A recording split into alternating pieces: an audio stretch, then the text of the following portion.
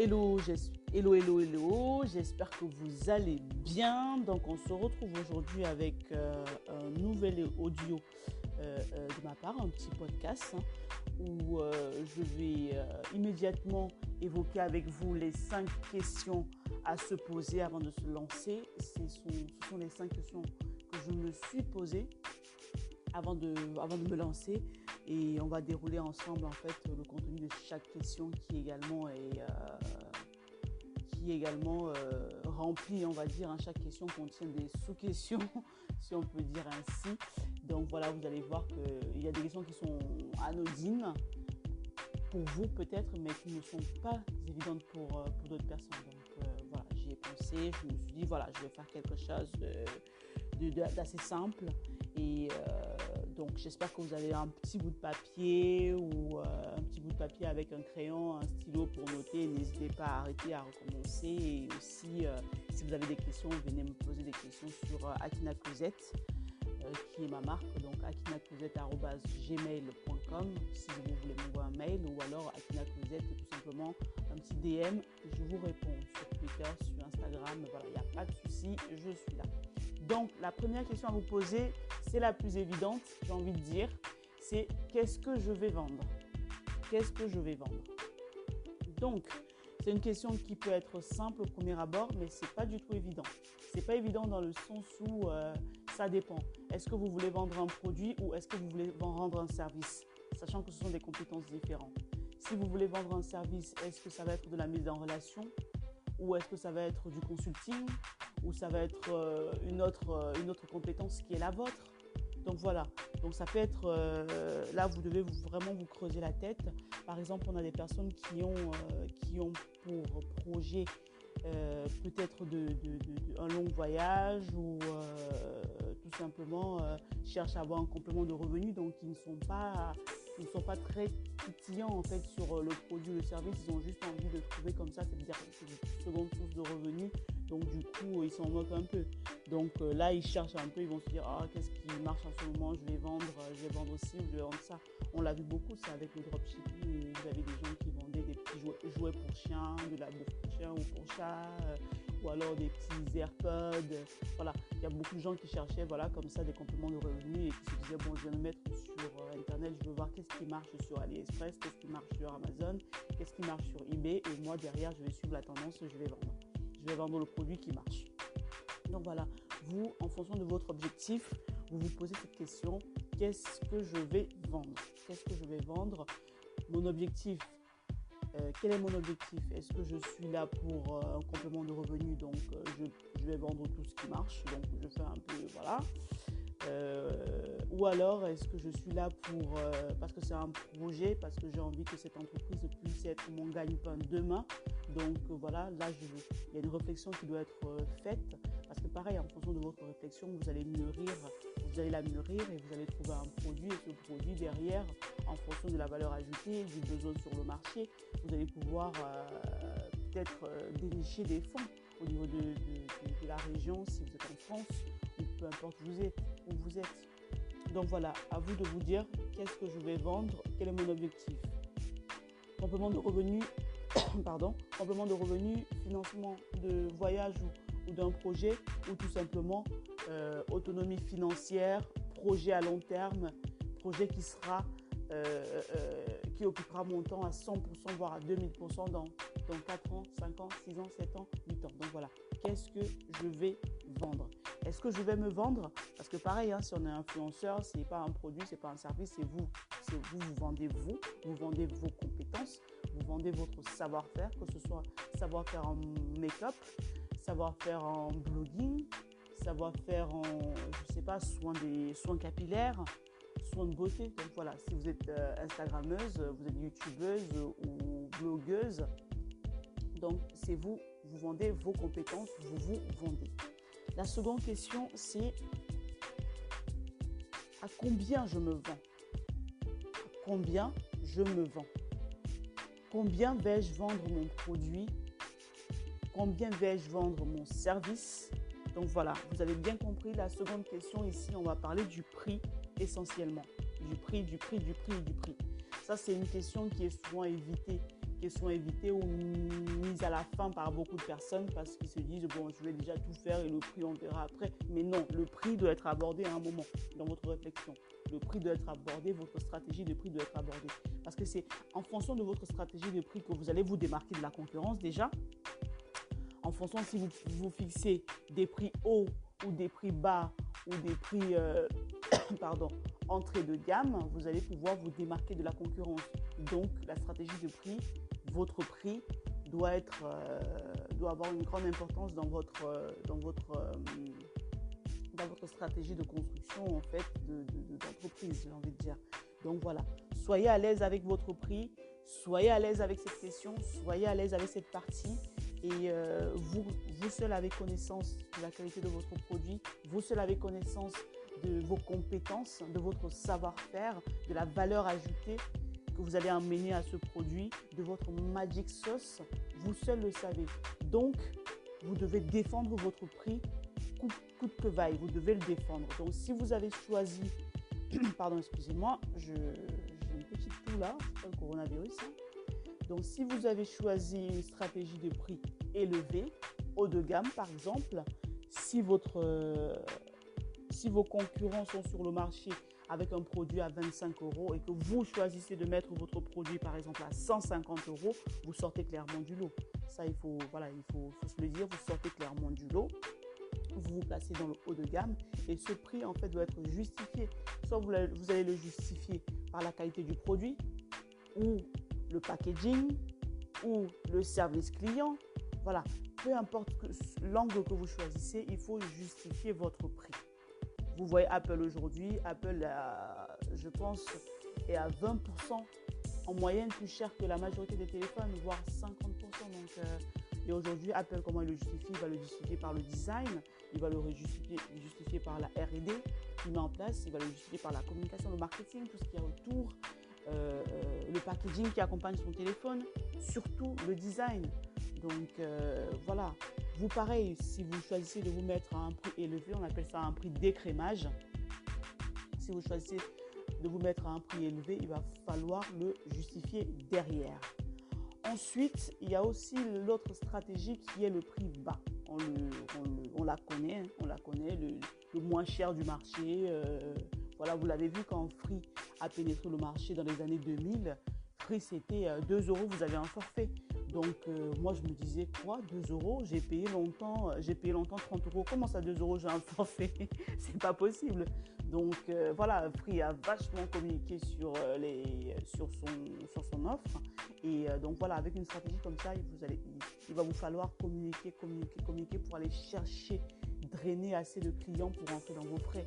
Parce que vous savez que si vous vendez avec ce prix, un prix très bas, il va vous falloir du monde en fait pour pouvoir rentabiliser un peu les différents coûts que vous avez mis en place, que ce soit le coût de production, le coût de communication ou le coût logistique, peu importe. Mais les prix bas, il faut savoir cette stratégie qui est la stratégie de pénétration du marché. Vous êtes arrivé, vous avez vu tous les prix, vous avez choisi d'entrer avec un prix bas, peut-être pour leur monter plus tard, mais au départ, vous avez choisi un prix bas. Donc, il faut savoir que là, se dire je suis le moins cher du marché, pareil, il faut avoir les reins solides. Soit vous vous dites effectivement je peux vendre moins cher sur un marché X parce que je fais tout produire dans les pays ateliers, comme dans les pays ateliers, j'en sais rien, au Bangladesh, en Chine ou en Thaïlande ou au Laos, je ne sais pas, ou alors pareil, ou en Afrique, je ne sais pas, dans le Maghreb ou encore en Éthiopie, voilà. Et là, vous vous dites, donc, moi, je fais produire dans les pays en développement et moi, je vais vendre en Occident ou je vais vendre, je ne sais pas, en Occident ou en Amérique, je vais vendre je vais vendre moins cher. Même si le prix est bas, j'arrive grâce à l'économie d'échelle, j'arrive à rentrer dans mes coûts. Donc voilà, soit vous vous dites ça et donc ça passe, soit vous vous dites, bon, ça c'est juste une stratégie de début, mais après, il va falloir que je monte. Donc pareil, comme je vous l'ai dit, le prix, c'est vraiment quelque chose sur lequel il faut vous attarder, il faut réfléchir dessus et il faut pouvoir le justifier et il faut pouvoir rentrer dans ses frais après. Il est hors de question de vendre à perte, sinon ça ne sert à rien de monter un business, donc clairement. Ensuite, il y a le troisième prix qui est le prix d'alignement. Tout simplement, vous entrez sur un marché, vous voyez un peu les prix des concurrents et vous vous dites, bon, le prix moyen du marché, c'est 25 €. Donc, je vais mettre mon produit soit à 24,99 €, donc ça c'est le prix psychologique, soit à 26 €, soit à 27 €. Mais voilà, vous vous alignez un peu sur les différents prix des concurrents. Ensuite, qu'est-ce que je voulais dire? Voilà, donc le prix, attardez-vous dessus, pensez à vos marges, et surtout, voilà, ne pas prendre cette stratégie à la légère. Ensuite, la troisième question à vous poser, où vais-je vendre ce produit? Où vais-je vendre ce produit? Où vais-je me vendre si vous êtes influenceur, influenceuse? Donc, ici, on est dans la logique de distribution de votre produit. Donc là, vous allez choisir, est-ce que je distribue mon produit sur Internet ou est-ce que je distribue mon produit dans un magasin? Pareil, ce ne sont pas des stratégies contradictoires, hein, au contraire. Ce sont des stratégies qui peuvent aller de pair, les deux. Donc, vous pouvez vendre sur Internet grâce à votre site Internet. En plus, nous sommes en 2020, donc aujourd'hui, une entreprise qui n'a pas de site Internet, franchement, il faudrait qu'elle s'y mette. Donc, vous pouvez choisir de vendre et sur Internet et en physique. Ça, les deux options sont possibles. Donc, sur Internet, pareil, vous avez des coûts supplémentaires. Donc, il faut penser, est-ce que je vends sur un site Internet propre, customisé de A à Z par un web designer? Ça, il faut compter 2 000 € minimum. Ça, c'est ce à qui j'ai demandé, moi, lorsque j'ai lancé ma boîte Akina Closet. C'était, moi, le minimum que j'ai trouvé, c'était 2 000 €. Donc, pareil, c'est en fonction de votre budget, en fonction de votre projet. Si vous avez un projet à long terme, c'est-à-dire que cette entreprise, demain, sera votre gagne-pain, donc vous allez y rester 100%, 200% de votre temps. Là, vous pouvez consacrer du budget. Mais si c'est une entreprise que vous faites juste comme ça en vous disant non, c'est juste le temps de financer un voyage, après je laisse tomber.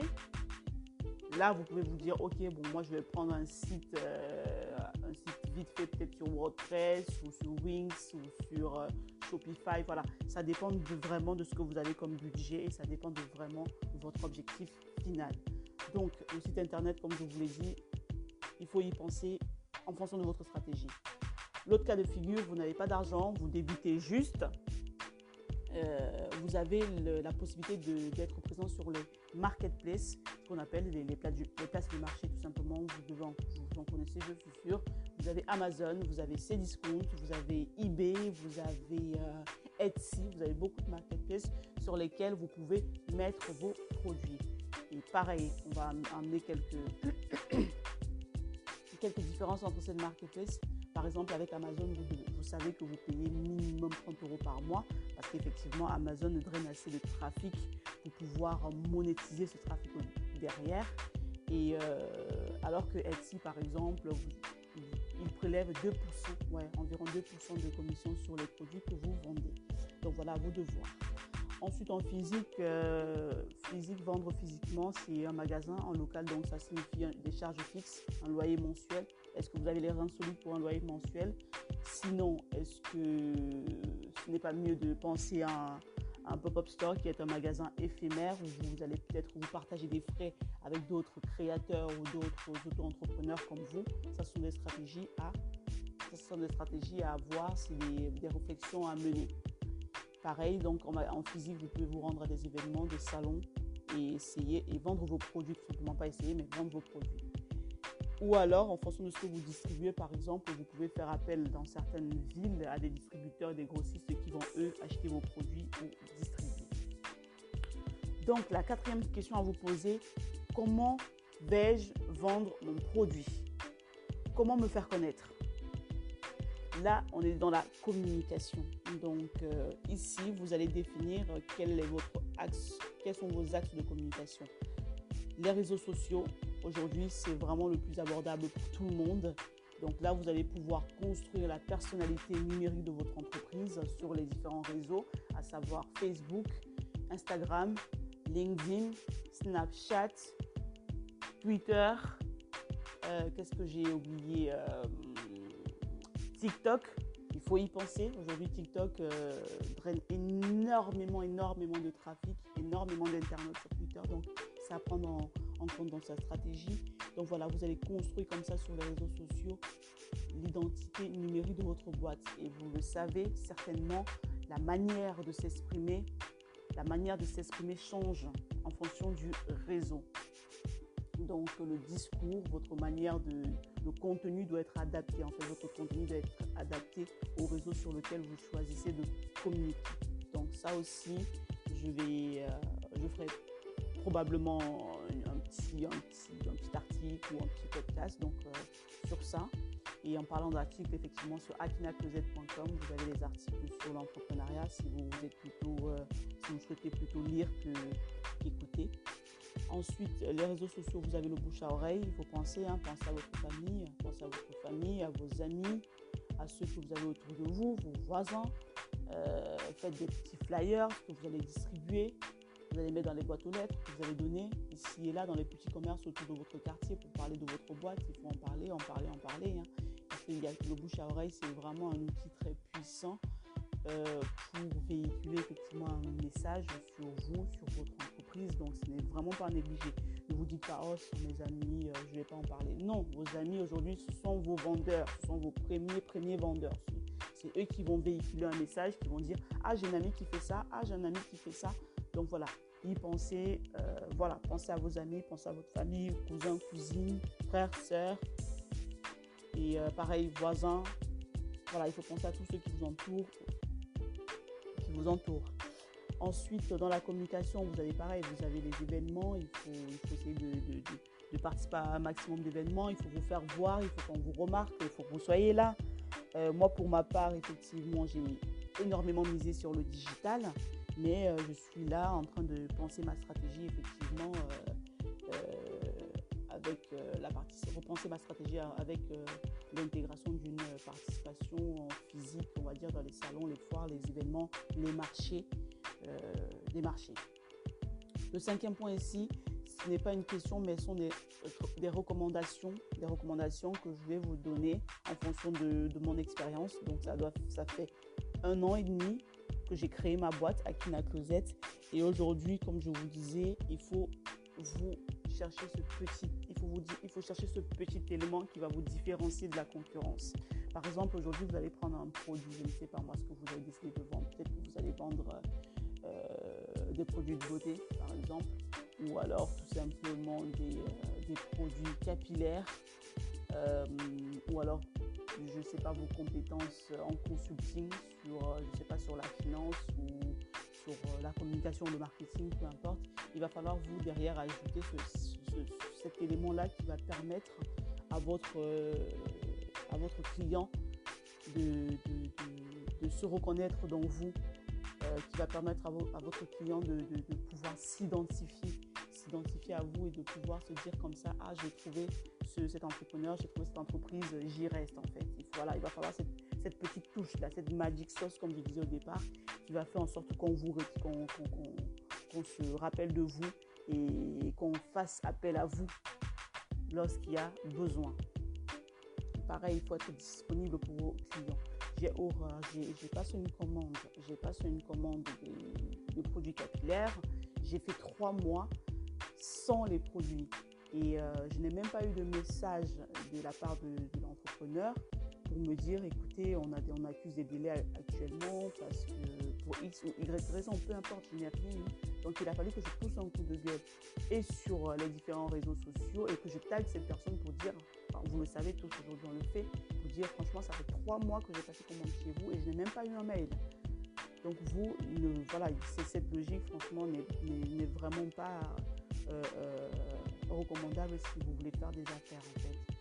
D'après ce que je vis, d'après moi en tant que client et moi en tant qu'entrepreneur. Donc, soyez disponible pour vos clients, répondez aux messages, répondez aux mails, aux DM. Pensez à prévenir effectivement s'il y a un petit retard. Si la poste a perdu le colis, il faut anticiper et avoir un colis pour vos clients. Ensuite, aller faire les problèmes à la poste après. Donc voilà, si je ne sais pas, peu importe, si dans la logistique il y a eu un souci avec le produit, renvoyez un autre produit et allez après voir l'entreprise de logistique pour leur dire, écoutez, vous avez perdu mon produit, comment on fait? Donc voilà, il faut anticiper. parce que vous le savez très bien, 20% de vos clients aujourd'hui font 80% de votre chiffre d'affaires. Donc voilà, il faut être méticuleux, il faut être méticuleuse, il faut être très très réactif et réactive. Et avec Amazon Prime aujourd'hui où on commande, on a le produit le lendemain, donc les clients ne peuvent pas se permettre, à moins que votre produit soit exceptionnel, les clients ne peuvent pas se permettre d'attendre un produit pendant 6 mois. Donc voilà, il faut que ça aille vite. Il faut business, il faut que ça aille vite. Donc voilà, soyez réactifs et quand vous recevez un bon de commande, allez, on le traite.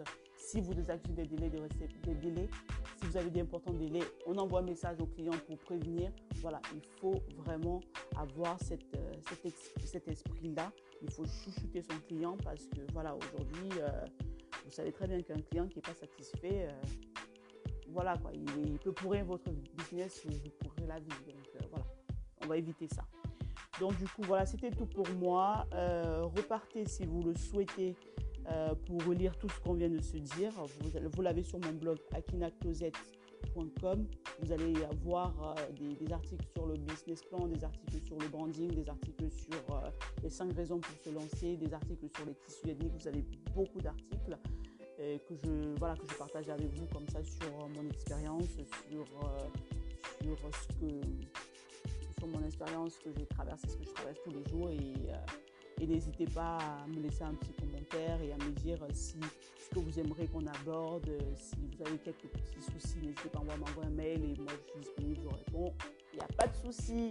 Donc je vous souhaite une très très très bonne soirée ou bonne fin de journée en fonction de l'heure à laquelle vous écoutez ma voix. Donc voilà, ciao.